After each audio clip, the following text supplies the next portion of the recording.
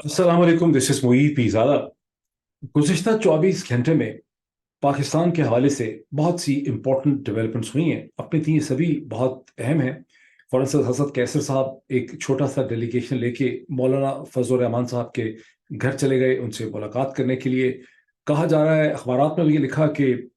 तहरीक इंसाफ की core committee ने इसकी इजाज़त दी थी। ये एक पॉलिटिकल इनिशिएटिव था। ये और बात है कि असद कैसर साहब का भी यही कहना है, और कोर कमेटी से जो लोग ताल्लुक़ रखते हैं उनका भी ये कहना है कि ये असद कैसर साहब का और अली मोहम्मद खान साहब का एक कल्चरल इनिशिएटिव था। बैरिस्टर सैफ उनके साथ थे और कंडोलेंस के लिए गए थे। इसकी कोई सियासी अहमियत नहीं है, मैं इनकी तफसीलात में नहीं जाता।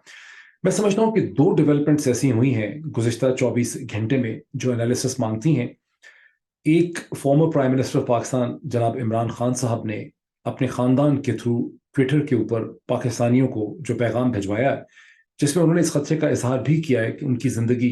को ख़तरा है और उनको मारने की एक बार फिर कोशिश की जा सकती है। मैं इसका एक तफसीलन एनालिसिस हिस्टोरिकल बैकग्राउंड में आपके सामने लाना चाहता हूँ, कुछ आपको अलर्ट भी करना चाहता हूँ इस हवाले से। दूसरी वो डेवलपमेंट है जहां वजाहत सईद खान साहब ने अल्ताफ हुसैन साहब का लंदन में एक बहुत ही अच्छा दिलचस्प इंटरव्यू किया। बहुत सख्त तीखे जो सवालात एक जर्नलिस्ट को पूछने चाहिए, वो सख्त और तीखे सवालात जो हैं अल्ताफ हुसैन साहब से उन्होंने पूछे। बहुत ही तवालत का ये इंटरव्यू था। बहुत मुद्दतों के बाद मुत्तहिदा कौमी मूवमेंट के लीडर अल्ताफ हुसैन साहब को कहीं एक देखा गया, और दो ढाई घंटे से ज़्यादा का ये इंटरव्यू था। और बहुत इसके ऊपर कमेंट्स हुए हैं। गालिबन 2 लाख से ज़्यादा लोग जो है गुज़िश्ता 24 घंटे में इस इंटरव्यू को देख चुके हैं। लेकिन इस इंटरव्यू का भी एक लार्जर पॉलिटिकल कॉन्टेक्स्ट है, जिसे मैं समझता हूं कि नहीं समझा गया, और मैं उसको थोड़ा सा एक्सप्लेन करना चाहता हूं। लेकिन इनसे पहले कि इन दोनों डेवलपमेंट्स की तरफ मैं चलूं, बहुत मुख्तसर मैं इस्लामाबाद हाई कोर्ट का भी जिक्र कर दूं, जहां गुज़िश्ता 24 घंटे में इमरान खान साहब के वकला की जितनी भी पिटिशंस थी उन्हें रद्द कर दिया गया। किसी एक बेंच ने रद्द किया, दूसरे बेंच ने रद्द किया, तीसरे बेंच ने रद्द किया। लेकिन लगता है ऐसा है कि तकरीबन हर बेंच के अंदर इस्लामाबाद हाई कोर्ट के चीफ जस्टिस जनाब ऑनरेबल जस्टिस आमिर फारूक साहब उस बेंच का हिस्सा थे। और आज के जो दिन खत्म हुआ, इसमें अडयाला जेल के अंदर जो स्टेटमेंट्स हैं साइफर केस के अंदर, उनको भी रिकॉर्ड करने की कोशिश की गई। ये और बात है कि इमरान खान के वकला की जो बहुत रेजिस्टेंस थी उसकी वजह से, क्योंकि वो कहते थे कि जब तक इस्लामाबाद हाई कोर्ट में जो बेल की पिटिशन है उस पर डिसीजन हमारे सामने ना आ जाए और हम देख ना लें कि इस्लामाबाद हाई कोर्ट के चीफ जस्टिस जनाब ऑनरेबल आमिर फारूक साहब ने इस हवाले से क्या गाइडलाइंस दी हैं, हदायत दी हैं, तो ये स्टेटमेंट्स रिकॉर्ड नहीं होनी चाहिए। तो स्टेटमेंट्स रिकॉर्ड नहीं हो सकी, बावजूद इसके कि प्रोसिक्यूशन और प्रोसिक्यूशन के जो कंसल्टेंट हैं शाह खावर साहब, उनकी बहुत कोशिश थी कि स्टेटमेंट्स रिकॉर्ड हो जाएं। 5 इसमें कोई लोग थे जो गालिबन एक तरह से स्टेट के ऐसे विटनेसेस हैं जिनको कि आप कहते हैं कि वो कन्फेशनल किस्म की स्टेटमेंट्स थी उनकी। लेकिन वो स्टेटमेंट्स, और इसमें आजम खान साहब नहीं थे, पर वो स्टेटमेंट्स रिकॉर्ड नहीं हुई। और अब कहा जा रहा है कि 31 अक्टूबर को ये स्टेटमेंट्स जो हैं ये रिकॉर्ड होंगी। ये एक इकबाली बयान की कैटेगरी में आती हैं। इस स्टेट पे मुझे, अच्छा आपने देखा होगा, आप में से बहुत से लोग जो डेवलपमेंट्स को फॉलो कर रहे हैं, आपने देखा होगा कि इस्लामाबाद हाई कोर्ट के जो चीफ जस्टिस हैं उनको शदीद तनकीद का सामना है। वकला ने बड़ी इमोशनल स्टेटमेंट्स उनके हवाले से दी हैं। इमरान खान साहब के जो वकील हैं बैरिस्टर सलमान सफदर साहब, उनकी एक स्टेटमेंट सामने आई है। वो कह रहे हैं कि आगे उनकी कोशिश होगी कि किसी भी बेंच में आमिर फारूक साहब उसका हिस्सा ना हो। मुझे वैसे शक है कि अगर ये ऑप्शन होती तहरीक इंसाफ का, अगर वो आमिर फारूक साहब अपने आप को अलग करने को तैयार होते, तो शायद इमरान खान के वकला ने बहुत पहले उनको बेंचेस से अलग कर दिया होता। लेकिन ये मुमकिन नहीं है, और शाह महमूद हो नहीं सका आज तक। और शाह महमूद कुरैशी साहब के वकील की भी स्टेटमेंट सामने आई है, जिसमें उन्होंने कहा है कि शाह महमूद कुरैशी साहब ये डिमांड करते हैं कि उनके केस जो हैं वो आमिर फारूक साहब ना सुने। बॉटम लाइन ये है कि आमिर फारूक साहब शदीद तनकीद का निशाना बन रहे हैं। बहुत जज्बाती उनके खिलाफ स्टेटमेंट्स हैं। अगर आप सोशल मीडिया पे चले जाएं तो उनको बहुत ही लान तान का सामना करना पड़ रहा है, बहुत उनके ऊपर क्रिटिसिज्म है। मुझे वैसे ज़ाती तौर पे चीफ जस्टिस आमिर फारूक साहब से बहुत हमदर्दी है। कभी वो जब रिटायर होंगे, बिलाखिर कभी रिटायर ही होंगे, अल्लाह ने मुझे अगर ज़िंदगी दी उस वक्त तक, तो मेरी बड़ी कोशिश होगी कि मैं उनके साथ एक मुलाकात करूं, शायद न्यूयॉर्क में, लंदन में, पेरिस में, कहीं पे। और उनके सामने अपनी उनसे ये पूछना चाहूँ, समझना चाहूँ कि जब सब कुछ हो रहा था जो आजकल हो रहा है, तो आमिर फारूक साहब क्या महसूस करते थे। बिकॉज मुझे ऐसा लगता है कि जो प्रेस कॉन्फ्रेंस सदाकत अली अब्बासी से या फ़ारूक हबीब साहब से या उस्मान डार से एक दफ़ा कराई गई, और भी बहुत से दर्जन, 2 3 4 दर्जन लोगों से एक एक दफ़ा प्रेस कॉन्फ्रेंस की है, जैसे शेख रशीद ने की है, चीफ जस्टिस आमिर फारूक साहब से वो रोज़ ही इस किस्म की एक प्रेस कॉन्फ्रेंस जो है वो करवाई जाती है।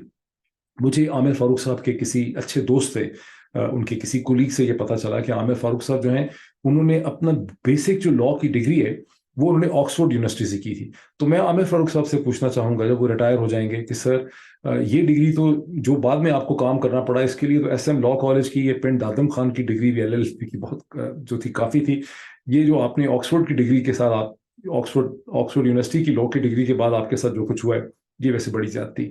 بہرحال یہ تو ایک سائڈ ڈائریکشن تھی. عمران خان صاحب نے ٹویٹر کے ذریعے جو پیغام دیا ہے پاکستانی قوم کو میں سمجھتا ہوں وہ بہت اہم ہے. اسے سمجھنے کی ضرورت ہے اور اسے سٹرائیڈ میں لے کر اگنور نہیں کر دینا چاہیے. عمران خان صاحب کا میسج بڑا سیریس ہے. عمران خان صاحب کی 2 دن پہلے اپنے اہل خانہ سے اپنی بہنوں سے ملاقات ہوئی اور اس کے بعد یہ ٹویٹر کا میسج بھیجا گیا جو بڑا کلیئرلی لینگویج ہی عمران خان کی ہے. یہ انگلش میں بھی ہے اور اردو میں بھی ہے اور انگلش والا جو ہے وہ زیادہ امپورٹنٹ ہے. آپ میں سے جو لوگ ٹویٹر میں عمران خان کو فالو کرتے ہیں میرا خیال ہے 50,000 سے زیادہ دفعہ تو یہ چیز ری ٹویٹ ہو چکی ہے. لیکن اس کو سمجھیں کہ وہ بیسکلی طور پہ کیا کہہ رہے ہیں. پہلا جو پوائنٹ ان کا یہ ہے کہ لندن کا جو پلان ہے جس کو بولڈ کر کے لندن ایگریمنٹ انہوں نے کہا ہے کہ انہوں نے کہا کہ لندن کا پلان جو ایک لندن ایگریمنٹ کی شکل اختیار کر چکا ہے. لندن ایگریمنٹ ہے، معاہدہ ہے، ایگریمنٹ ہے، معاہدہ ہے ایک کرمنل کانوکٹ کے درمیان اور اس کے فیسیلیٹیٹرز کے درمیان. کرمنل کانوکٹ سے ان کا کلیئرلی اشارہ نواز شریف صاحب کی طرف ہے، فیسیلیٹیٹر سے ان کا اشارہ جنرل باجوہ اور اسٹیبلشمنٹ کے کی کیریکٹرز کی طرف ہے. اور وہ کہہ رہے ہیں کہ اس کے نتیجے میں اس کانوکٹ اور کرمنل کی جو واپسی اور ریہیبلیٹیشن ہو رہی ہے پاکستانی پالیٹکس میں یہ صرف اور صرف پاکستان کے انسٹیٹیوشنز کی مکمل ڈسٹرکشن کے نتیجے میں ہو سکتی. یعنی جس طرح سے نواز شریف کو پاکستان کی پالیٹکس میں ریہیبلیٹیٹ کیا جا رہا ہے جس کا مظاہرہ آپ بار بار دیکھ رہے ہیں اور جو میں کہتا ہوں کہ ہمٹی ڈمٹی sat on a wall, Humpty Dumpty had a great fall and all the king's horses and all the king men couldn't put Humpty Dumpty together again. یہ میں نے اگزامپل جان بوجھ کے دی تھی، بڑی ریلیونٹ ہے. عمران خان یہ کہہ رہے ہیں کہ جب تک پاکستان کے پورے نظام جوڈیشل سسٹم کو آپ تباہ نہیں کر دیں گے آپ کسی بھی طرح سے نواز شریف کو پولیٹیکلی ریہیبلیٹیٹ نہیں کر سکتے. اور اسی لیے پاکستان کا جوڈیشل سسٹم مکمل طور پہ تباہ ہو رہا ہے. اس چیز کو سمجھیں، اس کے اندر بڑا پین بھی ہے، اس میں بڑی حقیقت بھی ہے. دوسرا ان کا پوائنٹ یہ ہے کہ میری زندگی کو خطرہ ہے. خطرہ کیوں ہے؟ اس لیے کہ میں نے پاکستان چھوڑ کے باہر جانے سے مکمل طور پہ انکار کر دیا ہے. 2 دفعہ پہلے بھی مجھے قتل کرنے کی کوشش کی گئی. اشارہ ان کا وزیر آباد میں جو قاتلانہ حملہ ہوا تھا 3 نومبر جس کو آلموسٹ 1 برس ہو چلا ہے 2022 میں، اور دوسرا جو وہ سمجھتے ہیں کہ اسلام آباد جوڈیشل کمپلیکس کے باہر انہیں قتل کرنے کی کوشش کی گئی. وہ کہتے ہیں کہ چونکہ میں باہر نہیں جا رہا اور چونکہ پاکستان کے لوگوں میں ایک اویئرنیس ہے، لوگ کھڑے ہو گئے ہیں اس لیے، اور مجھے اس اویئرنیس والی چیز کے اوپر بہت شک ہے جو میں آپ کو بھی اسی ویلاگ کے اگلے حصے میں بھی ایکسپلین کرتا ہوں کہ یہ اویئرنیس والی جو بات ہے جو ہم کہتے رہے ہیں، لوگ بہت کہتے ہیں، عمران خان بھی کہتے ہیں، لیکن مجھے اس پہ کچھ تھوڑا سا شک ہے کہ اویئرنیس اس لیول کی ہے نہیں جس لیول کی عمران خان صاحب سمجھتے ہیں. بہرحال ان کا کہنا ہے کہ ایک تیسری اٹیمپٹ بھی ہو سکتی ہے، جیل میں ہو سکتی ہے، یہ ایک پوائزنس زہر دینے کی شکل اختیار کر سکتی ہے. انہوں نے یہ بھی کہا ہے اسی ٹویٹ کے اندر کہ میری صحت ٹھیک ہے اور مجھے اگر ویکنس ہوگی تو مجھے اس کا پتہ چل جائے. اب میں اس کا ایک آپ کو ہسٹوریکل بیک گراؤنڈ ایکسپلین کرنا چاہتا ہوں. یہ عجیب، اس کو حسن اتفاق کہیں، اس کو ستم ظریفی کہیں، اس کو آئرنی کہیں یا محض کو انسیڈنس کہیں کہ عمران خان صاحب کے اس ٹویٹ سے کو 2 دن پہلے سے مسلسل 2-3 دن مسلسل میری مختلف جو پاکستان کی پالیٹکس کو آبزرو کرنے والے اینالسٹ ہیں، لوگ ہیں جو بہت غور سے پاکستانی پالیٹکس کو دیکھ رہے ہیں، ان سے میری بات ہوتی رہی. اور 2 یا 3 ایسے لوگ ہیں جنہوں نے مجھ سے اس خدشے کا اظہار کیا کہ پاکستان کا سسٹم اور سیاسی ڈھانچہ، اسٹیبلشمنٹ، چودھری نظام الدین اور تمام جو میجر پلیئرز ہیں وہ ایک ایسی صورتحال میں پھنس گئے جہاں عمران خان کو فزیکلی طور پہ راستے سے ہٹائے بغیر ان کے مقاصد جو ہیں وہ پورے نہیں ہو سکتے. ان اینالسٹ سے جو میری ڈسکشن ہوئی ہے، اور یہ اچھی عمر کے لوگ ہیں سارے، وہ یہ کہتے ہیں کہ پاکستان کی 75 برس کی تاریخ میں فاؤنڈر آف دا نیشن جناب قائد اعظم محمد علی جناح صاحب کے بعد صرف 3 ایسی سیاسی شخصیات ایمرج کی ہیں 75 برس میں جو اتنی مقبول تھیں، جو پورے پاکستان کی ایک طرح کی لیڈرشپ کو ریپرزینٹ کرتی تھیں. ایک شیخ مجیب الرحمان جو ایک سٹیج کے اوپر ایک نیشنل لیڈر تھے، نیشنل لیڈر بن سکتے تھے، لیکن پھر بعد میں انہوں نے ہندوستان کی مدد سے وہ باغی ہو گئے، ہندوستان کی مدد سے انہوں نے فارمر ایسٹ پاکستان کو بنگلہ دیش بنا دیا. پھر جو ویسٹ پاکستان ہے اس میں 2 ہی لیڈر آئے ہیں گزشتہ 75 برس میں جو انتہائی کیریزمیٹک ہیں, جن کو آپ نیشنل لیڈر کہہ سکتے ہیں, جو پورے پاکستان کو کنیکٹ کر سکتے ہیں, جن کے ساتھ پورے پاکستان کا یا میجورٹی آف پاکستان کا دل جو ہے دھڑکتا ہے. ایک ذوالفقار علی بھٹو تھے اور دوسرے اب عمران خان ہیں. ذوالفقار علی بھٹو کو بھی 1977 میں جب ہٹایا گیا اور 1979 کے اندر 4 اپریل 1979 میں جب ان کو ایک کینگرو ٹرائل کے نتیجے میں پاکستان کے اس وقت کے مارشل لا حکام اور پاکستان کے ججز نے مل کے ان کو پھانسی دی. بہت ضروری ہے یہ سمجھنا کہ اس جرم کے اندر پاکستان کی لاہور ہائی کورٹ, پاکستان کی سپریم کورٹ اسی طرح سے شامل تھی جس طرح سے مارشل لا اتھارٹی شامل تھیں. تو ذوالفقار علی بھٹو کو جوڈیشلی ایکسیکیوٹ کیا گیا, قتل کیا گیا. ان کو بنیادی طور پہ جس کو پھانسی دی جاتی ہے وہ ایک سیاسی قتل تھا. اور ذوالفقار علی بھٹو انتہائی مقبول لیڈر تھے جن کے ساتھ پنجاب کے لوگ بھی کھڑے تھے, خیبر پختونخوا کے لوگ بھی کھڑے تھے, سندھ کے لوگ بھی کھڑے تھے, آزاد کشمیر کے لوگ بھی کھڑے تھے. اگر ذوالفقار علی بھٹو کو کوئی ایکسیس نہیں تھی تو بلوچستان میں نہیں تھی اور کراچی شہر کے اندر نہیں تھی. اب اس کے 50 برس کے بعد, کیونکہ 1979 میں انہیں ایکسیکیوٹ کیا گیا, تو آلموسٹ 50 برس کے بعد صورتحال یہ ہے کہ عمران خان کی شکل میں ایک ایسا لیڈر ہے جسے خیبر پختونخوا میں تو کمپلیٹ اس کو پاپولیرٹی حاصل ہے, پنجاب میں بھی اوور رائڈنگ آپ کہہ سکتے ہیں کہ 80-90% پاپولیرٹی حاصل ہے, اور کراچی شہر کے اندر بھی پاپولیرٹی حاصل ہے. اگر پینیٹریشن نہیں ہے عمران خان کی کوئی بہت ڈیپ, تو بلوچستان میں نہیں ہے جہاں کا ایک ٹرائبل سٹرکچر ہے اور اسٹیبلشمنٹ ہمیشہ وہاں کے ٹرائبل سٹرکچر کو مینیج کرتی ہے, یا اگر ان کو پینیٹریشن نہیں ہے تو انہیں سندھ کے اندر نہیں ہے, ان کو آزاد کشمیر میں, گلگت بلتستان میں بھی بے انتہا مقبولیت حاصل ہے.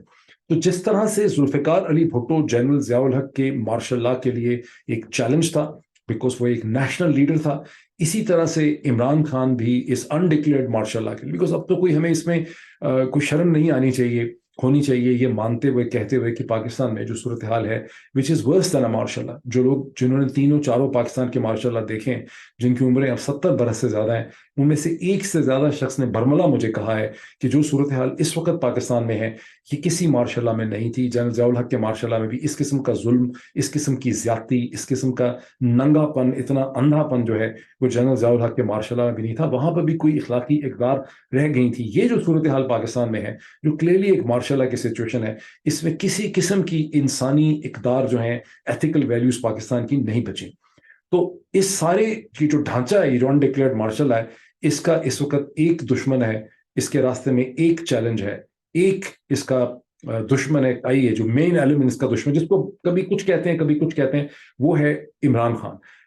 اچھا, ذوالفقار علی بھٹو پہ بھی ہر طرح کا الزام لگایا گیا. ذوالفقار علی بھٹو کا حالانکہ ایسٹ پاکستان کی سیپریشن سے کوئی تعلق نہیں بنتا تھا, لیکن اچھے بھلے پڑھے لکھے جو لوگ ہیں ان کے ذہن میں بات ڈالی گئی, پاکستان کی جنریشنز کے اندر کیلوں کی طرح ٹھوک کے بات ڈالی گئی کہ ہمیں فوجی شکست نہیں ہوئی, بیٹھے ہوئے فوجی آمر تھے ایوب خان, یحییٰ خان, ان کا قصور نہیں تھا, لیکن ایسٹ پاکستان کی جو سیپریشن ہوئی ہے اس میں قصور صرف اور صرف ذوالفقار علی بھٹو کا تھا. اگر ذوالفقار علی بھٹو یہ نہ کرتا, یہ نہ کہتا, ادھر چلا جاتا, ادھر نہ جاتا, تو فارمر ایسٹ پاکستان الگ نہ ہوتا, ہمیں ملٹری شکست نہ ہوتی. ہمیں اب اس حد تک اس پہ جھوٹ بولا گیا کہ کچھ مہینے پہلے ہی آپ کو یاد ہوگا کہ former army chief general Bajwa صاحب نے ایک تقریر کرتے ہوئے فرمایا, میرا خیال ہے شہداء سے, کہ ہمیں سیاسی شکست ہوئی تھی, ہمیں ملٹری شکست نہیں ہوئی. ہمیں ملٹری شکست ہوئی تھی, اور اگر ہمیں سیاسی شکست بھی ہوئی تھی تو اس وقت پاکستان کو فوجی جرنیل ہی چلا رہے تھے. بہرحال تو بھٹو کے اوپر یہ کو کہا گیا کہ بھٹو زانی تھا, بھٹو شرابی تھا, بھٹو کبابی تھا, بھٹو کی ماں ہندو تھی, بھٹو کے ختنے نہیں ہوئے تھے, بھٹو نے ہندوستان اور امریکہ کے ساتھ مل کے پاکستان کے خلاف سازش کی, بھٹو نے پاکستان کے انسٹیٹیوشن کو بدنام کر دیا, بھٹو نے یہ کیا. اور یہ تو بھول ہی گئے کہ بھٹو نے ہی پاکستان کا وہ نیوکلیر پروگرام سکسیسفلی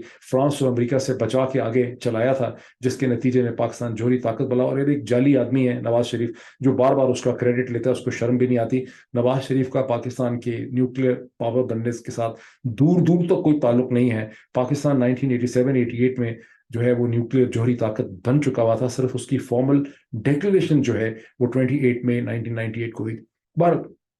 ہر طریقے سے ذوالفقار علی بھٹو کو بدنام کیا گیا, اور پاکستان کے ججوں نے, پاکستان کی بار ایسوسیشنز نے اور پاکستان کے فوجی جرنیلوں نے مل کے پاکستان کا سب سے پاپولر پولیٹیکل لیڈر کو قتل کر دیا, جو پاکستان کے وفاق کی علامت تھی, جس کے ساتھ خیبر پختونخوا, پنجاب, آزاد کشمیر, سندھ کے لوگ کھڑے ہوئے تھے.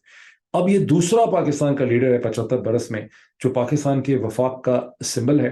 اور اس کی پارٹی کو تباہ کر دیا گیا ہے، تباہ کیا جا رہا ہے، وہ پاپولر ہے، اور اس کو بالکل ایک ایسی سچویشن میں رکھا گیا ہے جہاں کسی کو یہ غلط فہمی نہیں ہونی چاہیے کہ اگر اس کا لیگل پولیٹیکل حل نہ نکلا تو اسے مارا جا سکتا ہے۔ کیسے مارا جا سکتا ہے مجھے نہیں پتا ٹھیک طرح سے، لیکن تمام جو اینالسٹ ہیں، جو سمجھدار لوگ ہیں، وہ یہ سمجھتے ہیں کہ کسی غلط فہمی میں نہیں رہنا چاہیے۔ عمران خان کو قتل کیا جا سکتا ہے، راستے سے ہٹایا جا سکتا ہے، بیکاز عمران خان جو پولیٹیکل چیلنج کانسٹیٹیوٹ کرتے ہیں، وہ پولیٹیکل چیلنج پہ کسی بھی طرح سے سسٹم جو ہے وہ قابو نہیں پا رہا۔ اچھا، اس سلسلے میں بہت انٹرسٹنگ ایک ویلاگ کیا ہے گزشتہ 24 گھنٹے پہلے جو میں نے دیکھا ہے، بہت ہی انٹرسٹنگ، بڑا انفارمیٹیو، بڑا انٹلیکچولی ساؤنڈ ویلاگ ہے حبیب اکرم صاحب کا،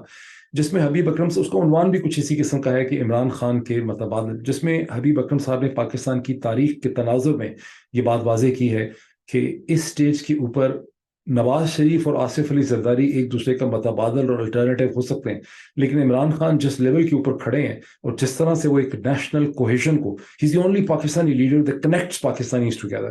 وہ کوئی اس کا متبادل اس وقت ایگزسٹ نہیں کرتا۔ ہر سٹیج پہ ہسٹری کے ایک لیڈر ہوتا ہے، کوئی ایک شخصیت ہوتی ہے، آج عمران خان ہے، کل کوئی اور بھی ہو سکتا ہے، اس سے پہلے کوئی اور تھا۔ تو انہوں نے اگزامپل یہ دی کہ 1960s میں عزیز شہید سہروردی جو بنگالی لیڈر تھے، وہ یونائٹڈ پاکستان کے، جو پولیٹیکلی یونائٹڈ کوہیزو پاکستان کی آخری شخصیت تھے جو ایک یونائٹڈ پاکستان کو لے کر چل سکتے تھے، اور انہوں نے ہر طرح سے ایوب خان کی ماشاء اللہ حکومت کے ساتھ کوآپریٹ کرنے کی، کولیبریٹ نہیں، کوآپریٹ کرنے کی کوشش کی۔ سو مچ سو کہ ایوب خان کو 1956 کا آئین پسند نہیں تھا، وہ ایک نیا آئین بنانا چاہتے تھے، اپنی مرضی کا جرنیلی آئین، اور اس میں بھی عزیز شہید سہروردی نے ان کو کہا تھا کہ دیکھیے میرے علاوہ کوئی ایسا شخص نہیں ہے جو ایسٹ اور پاکستان دونوں کی جو سیٹس آف سرکمسٹانسز ہیں، یہ دونوں کی جو ریکوائرمنٹس ہیں ان کو انڈرسٹینڈ کر سکتا ہے، تو اس آئین کو بنانے میں آپ میرا انپٹ لیں، مجھ سے صلاح مشورہ ضرور کریں۔ لیکن فوجی حکمران جرنیل جو تھے اپنے ایروگنس میں تھے، انہوں نے ان سے مشورہ نہیں کیا۔ اس ویلاگ کے اندر حبیب اکرم صاحب یہ کہتے ہیں کہ عزیز شہید سہروردی یونائٹڈ پاکستان کے آخری قداور لیڈر تھے۔ اس کے بعد یونائٹڈ پاکستان کا کوئی لیڈر نہیں تھا، دونوں کی راہیں جو ہیں وہ الگ ہو گئیں۔ اس وقت میں کہتا ہوں صورتحال یہ ہے کہ جو ویسٹ پاکستان، جو 1971 کے بعد بچا ہوا پاکستان ہے، اس کو بچا ہوا پاکستان کہنا ضروری ہے بیکاز یہ پاکستان نہیں تھا، یہ پورا پاکستان بہت بڑا تھا، تو یہ جو اب آدھا بچا ہوا پاکستان ہے، اس کے اندر صرف ایک یونیفائنگ لیڈر ہے، ایک اس کو اکٹھا رکھنے والا لیڈر ہے اس سٹیج کے اوپر، اور وہ ہے عمران خان۔ اور یہ عمران خان اسی طرح سے ان ایکسیپٹیبل ہے جس طرح سے پہلے ذوالفقار علی بھٹو ان ایکسیپٹیبل تھا، جیسے ایک سٹیج کے اوپر شیخ مجید ان ایکسیپٹیبل تھا۔ اگر 1971 پہ لکھی ہوئی کتابیں آپ پڑھیں، جن میں سے اکثر ملٹری آفیسرز نے لکھی ہیں ریٹائرمنٹ کے بعد، تو وہاں پہ آپ کو یہ تحریر میں یہ کامنٹ اور انالیسس بھی ملے گا کہ جنرل یحییٰ 1971 میں یہ چاہتے تھے کہ شیخ مجیب اور بھٹو کی لڑائی اس قسم کی، اس کو انکریج کرتے تھے، وہ سمجھتے تھے کہ یہ دونوں کی لڑائی جاری رہے گی، ان میں کوئی کنسنسس نہیں ہو سکے گا، تو میں as president of Pakistan continue کروں گا دونوں کو آپس میں لڑا کے، بیکاز میری ضرورت رہے گی۔ اس سٹیج کے اوپر اور ذوالفقار علی بھٹو کی صورتحال کو دیکھ کے اور عمران خان کی صورتحال کو دیکھ کے ایک چیز واضح طور پہ نظر آتی ہے کہ پاکستان کے اسٹیبلشمنٹ کے جرنیل یا تھنکرز یہ سمجھتے ہیں کہ پاکستان کے اندر کوئی بھی ایسی قداور سیاسی شخصیت نہیں ہونی چاہیے جس کو from north to south, east to west, جس کے ساتھ لوگ کھڑے ہوں، جو وفاق کی علامت ہو، جس کو 4-5 صوبے یا 6 کی 6 جو کانسٹیٹیوشنل جورسڈکشنز ہیں وہ اس کے ساتھ اس کو سپورٹ کرتی ہوں۔ وہ چاہتے ہیں کہ ریجنل لیڈر ہوں، سندھ میں پیپلز پارٹی اندرون سندھ میں ہو، کراچی کے اندر MQM ہو، میں بھی اس کی اگزامپل آپ کو مزید دیتا ہوں، پنجاب میں نواز شریف ہو جائے، کوئی ایک دو اور چھوٹی چھوٹی پارٹیز ہو جائیں، KP میں کوئی اور کھڑا ہو جائے، بلوچستان میں ہم ٹرائبل لیڈرز کو دیکھ لیں گے، گلگت بلتستان میں کوئی اور لیڈرشپ ہو، آزاد کشمیر میں کوئی اور لیڈرشپ ہو۔ اس کا مطلب کیا ہے؟ اس کا مطلب ہے کہ اگر تمام جو جورسڈکشنز ہیں، تمام جو ایک فیڈریشن کے ٹکڑے ہیں، وہاں پہ اپنی اپنی چھوٹی چھوٹی ریجنل پارٹیز اور پرسنالٹیز ایگزسٹ کرتی ہوں گی، تو پھر صرف ایک وفاق کا کنیکٹنگ ایڈمنسٹریٹو ڈھانچہ ہوگا جو پاکستان کی ملٹری اسٹیبلشمنٹ کے پاس ہوگا۔ اسی لیے پاکستان کی ملٹری اسٹیبلشمنٹ کو کوئی ایسا لیڈر قبول نہیں ہوتا جس کے ساتھ پورا پاکستان کھڑا ہو جائے۔ اب ایک لیڈر ہے جس کے ساتھ خیبر پختونخوا بھی ہے، پنجاب بھی ہے، کراچی شہر بھی ہے، اس لیڈر کو راستے سے ہٹانا ہے۔ اگر کوئی جوڈیشل راستہ نہ لگا، پولیٹیکلی نہ ہٹا سکے، تو پھر اس کو زندگی بھی اس کی جو ہے وہ ختم کی جا سکتی ہے۔ یہ وہ خطرہ ہے جو اس وقت ہر ذی شعور شخص جو ہے محسوس کرتا ہے. میں چاہتا ہوں کہ لوگ اس کے اوپر غور کریں, اس کو فیل کریں کہ واقعی عمران خان نے جو میسج بھجوایا ہے اس کو سیریسلی لینے کی ضرورت. اب میں اس دوسرے پوائنٹ کی طرف آتا ہوں کہ الطاف حسین صاحب جو نمودار ہوئے ہیں متحدہ قومی موومنٹ کے فاؤنڈر بانی, جو کبھی مہاجر قومی موومنٹ ہوتی تھی, اور وجاہت سعید صاحب نے برطانیہ میں لندن میں بہت اچھا ان کا ایک انٹرسٹنگ انٹرویو کیا ہے, جس میں وجاہت صاحب نے as an experienced, as a skilful anchor person and صحافی, ہر قسم کا سوال ان سے پوچھنے کی کوشش کی ہے, اور کچھ کا جواب دیا ہے الطاف حسین نے اور کچھ کا انہوں نے جواب نہیں دیا. اب اس کی ٹائمنگ بڑی امپورٹنٹ ہے کیونکہ وجاہت تو برطانیہ جاتے ہی رہتے ہیں, شاید ان کی فیملی برٹن میں ہے, جاتے رہتے ہیں, پچھلے ایک سال میں کئی دفعہ گئے. اس سٹیج کے اوپر ظاہر ہے کسی نے وجاہت صاحب کو آفر کیا ہوگا, میری بات نہیں ہوئی وجاہت سے, لیکن کسی نے ان کو کہا ہوگا, آفر کیا ہوگا, ایڈوائز کیا ہوگا, مشورہ دیا ہوگا کہ آپ الطاف صاحب کا اس سٹیج کے اوپر انٹرویو کر لیں, بیکاز اب ڈیفینیٹلی طور پر پاکستان ایک ولی نلی ایک الیکشن کی طرف بڑھ رہا ہے. اور الطاف حسین صاحب کا یہ جو انٹرویو ہے, اس کے اوپر میں نے انٹرویو بھی دیکھا ہے فاسٹ فارورڈ کر کے, خاص کر کے وہ ٹکڑے جہاں وجاہت صاحب نے بار بار ان کو گریل کرنے کی کوشش کی ہے, بہت اچھی طرح سے گریل کرنے کی کوشش کی ہے, بڑے ریلیونٹ کوسچنس پوچھے ہیں, بوری بند لاشوں کے حوالے سے, وائلنس کے حوالے سے, کلاشن کوفز کے حوالے سے, کراچی کے اندر جو قتل عام ہوتا رہا اس کے حوالے سے, اور الطاف صاحب نے ان کوسچنس کو آگے پیچھے گھما دیا. فار انسٹنس کلاشن کوفز کے بارے میں یہ کہانی آگے سے مذاق کے طور پر ڈال دی کہ کلاشن کوف کوئی کراچی میں تو نہیں بنتی, تو پھر وہ تو اوپر بنتی ہے, درے میں بنتی ہے, یا باہر اسمگل ہو کے بنتی, تو خیر کیا ہے, مطلب وہ آتی ہے اسمگل ہو کے آتی ہے, تو اگر آتی ہے تو اس کا مطلب ہے کہ کراچی شہر میں جو وائلنس ہو رہی تھی وہ سم اور دیگر صرف اسمگلرس کی وجہ سے ہو رہی تھی. ایسا نہیں ہے, معاملات اتنے سمپل اور سادہ نہیں ہے. لیکن اس انٹرویو کے اوپر جب میں نے اس کو آخری دفعہ دیکھا تو 2000 سے زیادہ لوگ اس پہ کامنٹ کر چکے تھے, اور میں نے اس کو سکرول کیا, اور وہ پریڈومیننٹلی اس میں جو ایک بار میں نے لائن دیکھی کہ مجھے تو پتہ ہی نہیں تھا کہ الطاف حسین جو ہیں وہ اتنے بڑے نیشنلسٹ ہیں, اتنے بڑے پیٹریٹ ہیں, یہ سب فوجی حکمرانوں نے کیا, ملٹری اسٹیبلشمنٹ نے الطاف حسین کے ساتھ کیا. مجھے اب پتہ چلا کہ الطاف بھائی تو سچے ہیں. تو اس قسم کے کامنٹس ہیں, کچھ ڈیفینیٹلی اس میں سے پرومپٹڈ قسم کے کامنٹ ہوں گے, کچھ ایک ہوا چل رہی ہے اس قسم کی. مجھے دیکھ کے ویسے بڑی حیرانگی بھی ہوئی, اپنے اوپر ترس بھی بہت زیادہ آیا, پاکستان کے لوگوں پہ بھی بہت زیادہ ترس آیا کہ سارے کے سارے وہاں پہ یہ کامنٹ دیکھ کے ایسا لگتا ہے جیسے الطاف حسین بھائی کا ہمیشہ پاکستان کی ملٹری اسٹیبلشمنٹ کے ساتھ ہی جھگڑا رہا. ان دا فرسٹ انسٹنس تو ایم کیو ایم کی پالیٹکس پروان اس کو چڑھایا گیا 1980s میں, کیونکہ جب ذوالفقار علی بھٹو کو قتل کیا تو سندھ کے اندر حالات بہت خراب تھے, اور خطرہ یہ تھا کہ ہندوستانی سندھ کے اندر انویسٹمنٹ کر رہے ہیں پولیٹیکل ایک ریولوشن لانے کے لیے, یا پولیٹیکل ایک انسرجنسی کی موومنٹ کے لیے, جو ارلی 80s میں سندھی عوامی تحریک کی موومنٹ تھی, جو بڑی پاپولر موومنٹ تھی. تو مسئلہ یہ تھا کہ سندھ کو پولیٹیکلی ڈیوائڈ کر دیا گیا انکریج کر کے between the Sindhi feeling and between the Urdu قوم پرست فیلنگ یا مہاجر فیلنگ کے درمیان. لیکن لوگ بھول ہی گئے ہیں کہ 1999 سے لے کے 2008 کے درمیان میں جنرل مشرف جو ملٹری ڈکٹیٹر تھے, ان کے اور الطاف حسین الطاف بھائی کے درمیان میں ایک بڑا زبردست پیکٹ اور الائنس تھا, جس کے نتیجے میں ایم کیو ایم کو کراچی کی پالیٹکس میں کھلی چھٹی دے دی گئی. اس زمانے میں انٹر سروسز انٹیلیجنس کے جو بھی سربراہ گزرے ہیں وہ باقاعدہ فائلیں لے کے مشرف صاحب کے پاس جاتے تھے, اور ان کو کہتے تھے کہ ایم کیو ایم جو ہے وہ چن چن کے پولیس افسران کو اور لوگوں کو مار رہی ہے, وہ اپنے خاص کر ان پولیس افسران کو جنہوں نے ایم کیو ایم کے خلاف 90s کے آپریشنز میں پارٹیسپیٹ کیا تھا, اور ان کو باقاعدہ مشرف صاحب کو بتایا گیا, اور مشرف صاحب نے ہر دفعہ یہ کہا کہ یار مجھے اس وقت ایم کیو ایم کی ضرورت ہے. تو مشرف صاحب کا جو پیکٹ تھا ایم کیو ایم کے ساتھ وہ یہ کہ کراچی ایم کیو ایم کے حوالے کر دیا, اور یہ وہی ٹائم پیریڈ تھا جس میں ایم کیو ایم کے ملیٹنٹ گینگز نے چن چن کے اپنے مخالفوں کو مارا, اور کراچی کی پوری باڈی پالیٹک جو تھی اس کے اوپر قبضہ کر لیا. 2008 کے بعد جب آصف علی زرداری کو پاور ملی, چونکہ وہ سندھ سے تھا, انہوں نے امن کمیٹیز جو ملیٹنٹ گینگز تھے, امن کمیٹی کے نام پہ وہ کھڑے کیے, اور پی پی پی نے اور اے این پی نے اپنے ملیٹنٹ گینگ کھڑے کیے, اور پھر سنی تحریک نے اپنے کھڑے کیے, اور ایک ایسی وارفیئر شروع ہوئی 2008-9 میں جس کو ختم کرنے کے لیے ایک بڑا کمپریہنسو نواز شریف صاحب نے آپریشن لیڈ کروایا رینجرز کے ذریعے. ٹھیک, صورتحال کمپلیکس ہے, اس میں یہ کوئی بلیک اینڈ وائٹ نہیں ہے, اس میں بہت شیڈز آف گرے ہیں. اس وقت جو یہ 2000 سے زیادہ میں نے کامنٹس دیکھے اس انٹرویو کے اوپر, کسی کے بھی ذہن میں یہ چیز نہیں ہے کہ اس وقت اسٹیبلشمنٹ چاہتی ہے کہ کراچی کے اندر ایم کیو ایم کا ووٹ بینک جو ہے اس کا رینیول ہو. बिकॉज 2015 में जो ऑपरेशन खत्म हुआ और जब 2018 के इंतखाबात हुए, तो बिकॉज ऑफ दैट ऑपरेशन और because of the tussle between establishment and MQM and Altaf भाई, अब एमक्यूएम का वोट बैंक डिमोरलाइज हो चुका था, एमक्यूएम का वोट बैंक कोलैप्स हो गया था। कराची एक नौजवान शहर है जहां की 65-70% आबादी 30 बरस 35 बरस से कम है। उन्हें यही समझ आई कि अब एमक्यूएम का फ्यूचर नहीं है, और उन्होंने जोक दर जोक इमरान खान को और तहरीक इंसाफ को वोट दिए। और यूं तहरीक इंसाफ, जिसने कराची के अंदर कोई खास पॉलिटिकल काम नहीं किया था, जिसके अपने ग्रास रूट नहीं थे, कोई पॉलिटिकल उसका लेग वर्क नहीं था, उसको एक एमक्यूएम की रिजेक्शन का वोट मिला। उसके बाद से एमक्यूएम के जितने भी धड़े हैं वो उस वोट को स्टिच ना कर सके, उसको रिक्लेम ना कर सके, और अभी तक एमक्यूएम का वोट जो है वापस नहीं आया।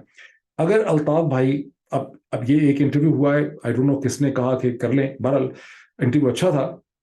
अब देखना ये है कि अगले 10-15-20 दिनों में क्या अल्ताफ भाई के मजीद इंटरव्यू भी होंगे, क्या अल्ताफ भाई को इसी तरह से मीडिया में पजीराई मिलेगी, क्या वो फिर एक बार उनके बारे में डिस्कशन शुरू हो जाएंगी। क्योंकि अल्ताफ भाई फौज को 2-4 गालियां निकाल दें, पाकिस्तान को, पंजाबियों को गालियां निकाल दें, उससे इस्टेब्लिशमेंट को कोई नुकसान नहीं होता है। उनकी असल ज़रूरत यह है कि एमक्यूएम के वोट बैंक में